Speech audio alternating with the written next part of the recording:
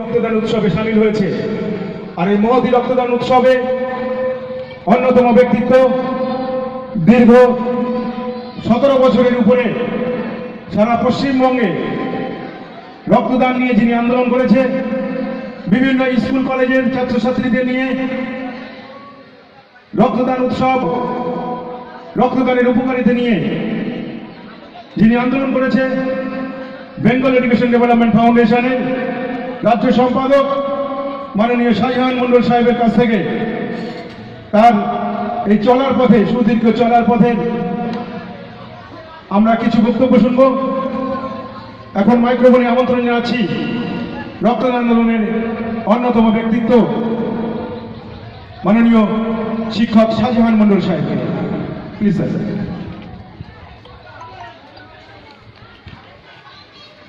আজকের অনুষ্ঠানের সম্মানীয় সভাপতি, মঞ্চে উপবিষ্ট বিশিষ্ট গুণীজনবৃন্দ, সর্বোপরি মাইকের আওয়াজ যতদূর পৌঁছাচ্ছে, বাদুড়িয়া সন্নিহিত অঞ্চল রামচন্দ্রপুর উদয় গ্রাম পঞ্চায়েতের আপামর সাধারণ মানুষ যারা আজকে এক মহতী আন্দোলনে মেতে উঠেছেন, আমার প্রিয় সফল রক্তদাতাদের যথাযোগ্য সম্মান জানিয়ে, শ্রদ্ধা জানিয়ে, আমার প্রিয় মায়েরা, বোনেরা যারা রক্তদান আন্দোলনকে নিজের প্রাণে,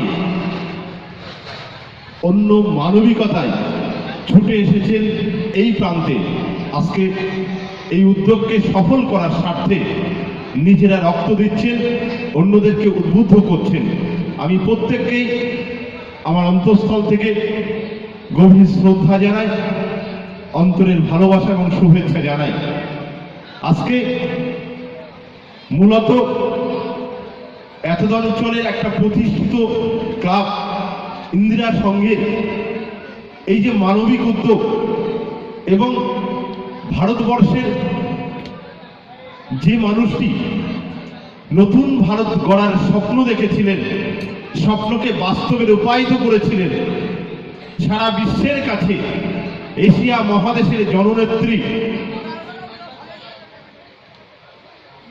ইন্দিরা গান্ধী শুধুমাত্র বিশ্বের মানুষের কাছে একজন প্রশাসক হিসেবে নন, একজন রাজনীতিবিদ হিসেবে নন, দেশের প্রধানমন্ত্রী হিসাবে নন, একজন মানবিক মুখ হিসাবে সারা বিশ্বে সুপ্রতিষ্ঠিত নাম। 1917 সাল 19শে নভেম্বর প্রথম এই বিশ্বের যিনি আলো দেখেছিলেন, এই মহান মানুষ ইন্দিরা গান্ধী। আজকে সেই ইন্দিরা গান্ধীর নামাঙ্কিত ইন্দিরা সংঘের এই সুন্দর আয়োজনকে সম্মান জানিয়ে, শ্রদ্ধা জানিয়ে যে কথা বলি, মূলত স্বেচ্ছা রক্তদান। আমরা এখানে বহু বক্তা বিভিন্নভাবে আলোকপাত করেছেন, তথাপি এইটুকু বলি যে সমস্ত সংকোচ, ভীতি, অজ্ঞতাকে পিছনে ফেলে আজকে সারা বাংলায়, সারা বিশ্বে রক্তদান আন্দোলন একটা মহতী উৎসবের রূপ নিয়েছে। আজকে আপনারা যতটুকু রক্ত দান করেন, মাত্র 250 ml, কখনো কখনো সেটা 360 ml রক্ত নেওয়া হয়। এই সামান্য রক্তটুকু শুধুমাত্র জল খেয়ে মাত্র 2 দিনে সেটা পূর্ণ হয়ে যায়। রক্তদান প্রতিনিয়ত শরীরে নতুন রক্ত তৈরি হচ্ছে, তাই এখানে কোনো ভীতি বা অজ্ঞতাকে একদম পিছনে রেখে শুধুমাত্র মানবিক চিন্তার মধ্য দিয়ে এই মহতী উদ্যোগ, সমস্ত সংগঠন, বিভিন্ন এলাকা ভিত্তিক বহু সংগঠন ঝাঁপিয়ে পড়েছে, যার জন্য আজকে কোথাও কিন্তু রক্তের অভাবে মানুষকে বিচলিত হতে হচ্ছে না।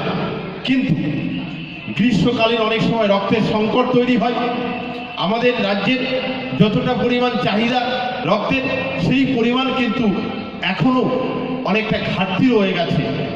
তাই বলবো রক্তদান আন্দোলন কখনো পিছিয়ে থাকার বিষয় নয়। আজও পর্যন্ত পৃথিবীর কোনো কারখানায় রক্ত উৎপাদন হয়নি। আমাদের কোনো বিজ্ঞানী কোনো ল্যাবরেটরিতে রক্ত কণিকা আবিষ্কারে সমর্থ হননি। মানুষের দানই বাঁচাতে পারে আর একটা মুমূর্ষ মানুষকে। অন্য কোনো পশুর শরীরে রক্ত দিয়ে মানুষকে বাঁচানো সম্ভব হয়নি।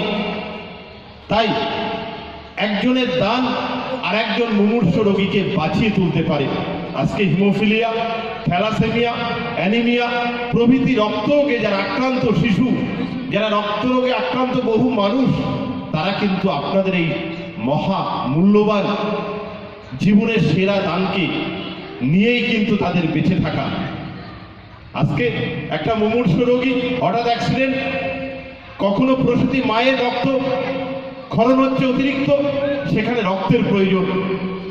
আজকে বিভিন্ন সময়ে অনেকের দীর্ঘকালীন বিভিন্ন রোগ রয়েছে যেখানে রক্তের প্রয়োজন। আজকে সেই চাহিদা তো আপনারা মেটাচ্ছেন। আজকে এটা একটা উৎসবে পরিণত হয়েছে সারা দেশে। যে কথা বলতে বলতে একটু অন্য আলোচনায় ফিরে যাই। আজকে সারা দেশ সম্প্রীতির বন্ধনে যখন আমরা আবদ্ধ হই, একটা রক্তদান শিবিরে হিন্দু, মুসলিম, খ্রিস্টান, জৈন, বৌদ্ধ, শিখ, পার্সি সকলে মিলে আমরা যখন রক্তদানে উদ্বুদ্ধ হয়ে একই সঙ্গে একই ছাতার তলায় মিলিত হই, কিন্তু আজকে বলতে খারাপ লাগে যে আজকে এই বিভেদ হিন্দু মুসলিমের মধ্যে, সেই বিভেদের যখন বীজ বপন করা চলছে সারা দেশ, যেখানে একটা বীজ বাষ্প ঘনীভূত হয়েছে, যেখানে সাধারণ মানুষ যাদের হাতে গণতন্ত্রের দায়িত্ব, গণতন্ত্রের ভার তুলে দিয়েছেন, দেশের বাংলার মানুষকে তাদের সমাজকে উন্নয়নের জন্য সাংবিধানিক সিস্টেমের মধ্য দিয়ে তারা যখন সংবিধানের আদর্শকে, নীতি নিয়মকে শপথ নিয়ে দেশের সেবা করার জন্য ব্রত নিচ্ছেন, সেই মানুষগুলো যখন শুধুমাত্র রাজনৈতিক স্বার্থ চরিতার্থ করার লক্ষ্য নিয়ে দেশকে বিভাজনের খেলায় নেমেছেন, সাম্প্রদায়িকতা এই শব্দটাকে যখন একেবারে রন্ধ্রে রন্ধ্রে ঢুকিয়ে দিচ্ছেন, সম্প্রীতির বন্ধনটাকে যখন আলগা করার চেষ্টা করছেন, আজকে আমরা সাধারণ মানুষ আমরা কিন্তু বারে বারে আমরা প্রতিবাদ করে চলেছি, কিন্তু তথাপিও আমরা অনেক সময় এই মিথ্যা প্ররোচনার ফাঁদে পা দিয়ে ফেলছি। এখানে সচেতন হতে হবে। আজকে আমরা জানি ভারতবর্ষ সারা বিশ্বের কাছে একটা বিরল দৃষ্টান্ত। শখুন পাঠান মুঘল এক দেহে হল লীন। আবার অপর দিকে বলতে হয় নানা ভাষা, নানা মত, নানা পরিধান, বিবিধের মাঝে দেখো মিলন মহান। বৈচিত্র্যের মধ্যে ঐক্য আমরা এই ভারতবর্ষকে দেখেছি। সারা বিশ্বের কাছে একটা ঐতিহাসিক, বিশ্বের কাছে একটা ঐতিহ্যবাহী দেশ। অন্য দেশ, পাশ্চাত্য দেশগুলো যেখানে এই দেশকে দেখে তাদের কাছে একটা ঈর্ষার বিষয় হয়ে যায় যে কিভাবে এত সুন্দর 26টা প্রদেশ রয়েছে, কিভাবে এত সুন্দর একটা দেশ চলছে, বিভিন্ন ভাষার মানুষকে নিয়ে, বিভিন্ন পরিধেয় মানুষকে নিয়ে, বিভিন্ন বর্ণের মানুষকে নিয়ে, বিভিন্ন ধর্মের মানুষকে নিয়ে এক সুতোই বেঁধে একটা সুন্দর সিস্টেমের মধ্য দিয়ে। তথাপিও আমাদের বলতে খারাপ লাগে 1947 সালের 15ই আগস্ট যখন ভারতবর্ষ স্বাধীন হয়েছিল, আমাদের স্বাধীন ভারতের প্রথম শিক্ষামন্ত্রী মৌলানা আবুল কালাম আজাদ অত্যন্ত আক্ষেপের স্বরে বলেছিলেন যে আমার জীবিত অবস্থায় দেখে যেতে হলো এদেশ আজ দ্বিখণ্ডিত। শুধুমাত্র সেদিনও রাজনীতির কারবারিরা নিজেদের গদি দখলকে, নিজেদেরকে আধিপত্যকে বজায় রাখার স্বার্থে দেশ সেদিনও দ্বিখণ্ডিত হয়েছিল। আর আজকে স্বাধীনতার ৭৩ বছর পার করেও একইভাবে একই খেলায় মেতে উঠেছেন, শুধুমাত্র নিজেদেরকে গদি বাঁচানোর লড়াই। আমরা এর প্রতিবাদ চাই, আমরা এর ধিক্কার জানাই।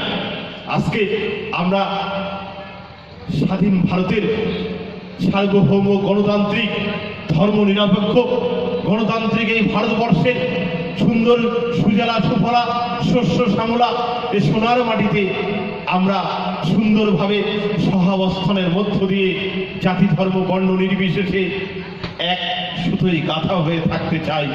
আজকে কেন এই বঞ্চনা, কেন এই নীরবে কুঠারাঘাত? আমার মনে হয় আমাদের আজকের এই সুন্দর রক্তদান উৎসবের মধ্য দিয়ে, এই সম্প্রীতির বন্ধনের মধ্য দিয়ে, এই সৌভ্রাতৃত্বের উৎসবের মধ্য দিয়ে আরো একবার এর বিরুদ্ধে প্রতিবাদ, একবার ধিক্কার আমরা যেন এই মঞ্চ থেকেও আরো একবার দিয়ে চললাম। সকলে ভালো থাকুন, সুস্থ থাকুন। আর এই সুন্দরভাবে যে আয়োজন, সাংস্কৃতিক অনুষ্ঠান আছে আজকে সন্ধ্যা থেকে এখানে বিভিন্ন পরিমণ্ডলে এলাকার অগণিত মানুষ এই মঞ্চের সামনে এসে আপনারা আনন্দ উপভোগ করবেন। বহু সামাজিক অনুষ্ঠানের কৃতিত্ব রয়েছে ইন্দিরা সঙ্গে।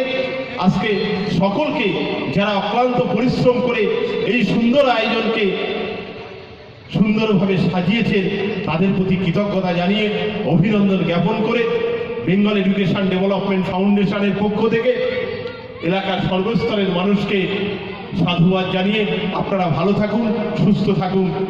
ধন্যবাদ, এইটুকু বলে ইতি করলাম। প্রিয় দৈনিক পত্রিকা নোয়াখালী প্রতিদিনের কলকাতা প্রতিনিধি, বিশিষ্ট শিক্ষক, সাংবাদিক, ইঞ্জিনিয়ার শাহজাহান মন্ডল সাহেবকে এতক্ষণ ধরে মূলকে জানান। ইতিমধ্যে 90 জনের উপরে মানুষ স্বেচ্ছায় রক্তদান করেছে। এটা আমাদের কাছে একটা গৌরবের বিষয়, আনন্দের বিষয়।